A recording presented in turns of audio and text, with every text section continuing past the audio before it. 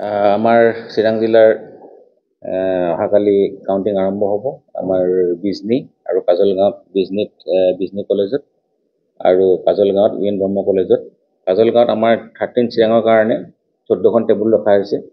তাত counting supervisor 16জন থাকিব, counting assistant 16জন থাকিব, মাইক্ৰ' অবজাৰ্ভাৰ 16জন থাকিব। তেনেকৈ চিৰাং দুৱাৰৰ কাৰণে টেবুল 10খন কৰা হৈছে।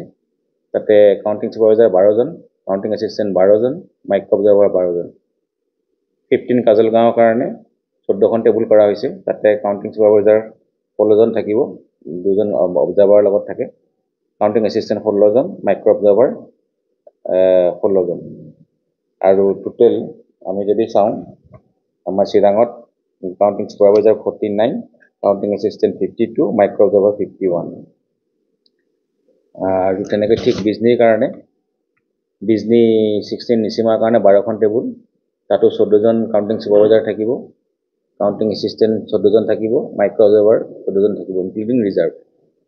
ছুপাৰভাইজাৰৰ কাৰণে থাকিব টেবুল 12খন, তাতো কাউণ্টিং ছুপাৰভাইজাৰ 14জন, কাউণ্টিং এছিষ্টেণ্ট 14জন, মাইক্ৰ' অবজাৰ্ভাৰ 14জন, ইনক্লুডিং ৰিজাৰ্ভ 2জনকৈ।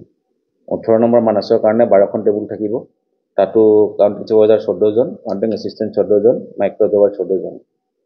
থুৰিবাৰীৰ কাৰণে টেবুল থাকিব 12খন, তাত কাউণ্টিং এছিষ্টেণ্ট 14জন থাকিব, কাউণ্টিং ছুপাৰভাইজাৰ 28 থাকিব। তাত অলপ বৃদ্ধি কৰা হৈছে, এজনকৈ বেছিকৈ টেবুলত দিয়া হৈছে। তাত যিহেতুকে আমাৰ বেলেগ পেপাৰ চাইজটো ডাঙৰ হোৱাৰ কাৰণে এডিশ্যনেল এজেণ্ট আমি দিয়া হৈছে। আৰু মাইক্ৰ' অবজাৰ্ভাৰ 14জন থাকিব। গতিকে টোটেল হ'বগৈ আমাৰ বিজনীত টেবুল 52, মানে 4খন থাকিব পোষ্টেল বেলটৰ কাৰণে, 48 + 4। কাউণ্টিং ছুপাৰভাইজাৰ 60জন থাকিব, কাউণ্টিং এছিষ্টেণ্ট 78, মাইক্ৰ' অবজাৰ্ভাৰ 64 + 4 অবজাৰ্ভাৰৰ কাৰণে, টোটেল 64জন হ'ল মাইক্ৰ' অবজাৰ্ভাৰ। এইখিনি আমি ইতিমধ্যে ৰেণ্ডামাইজেশ্যন কৰা হৈছে, টোকেন ৰেণ্ডামাইজেশ্যন, আৰু অহাকালি কাউণ্টিঙত আমি সেইসকল ব্যক্তিক আমি নিয়োগ কৰা হৈছে।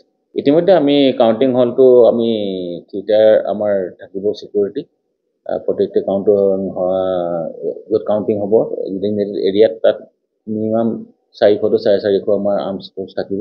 গতিকে কোনো ধৰণে কোনো ঘটনা ঘটিব নালাগে, তাৰ কাৰণে আমি ছিকিউৰিটি মেজাৰ্ছটো খুব টাইট কৰা হৈছে।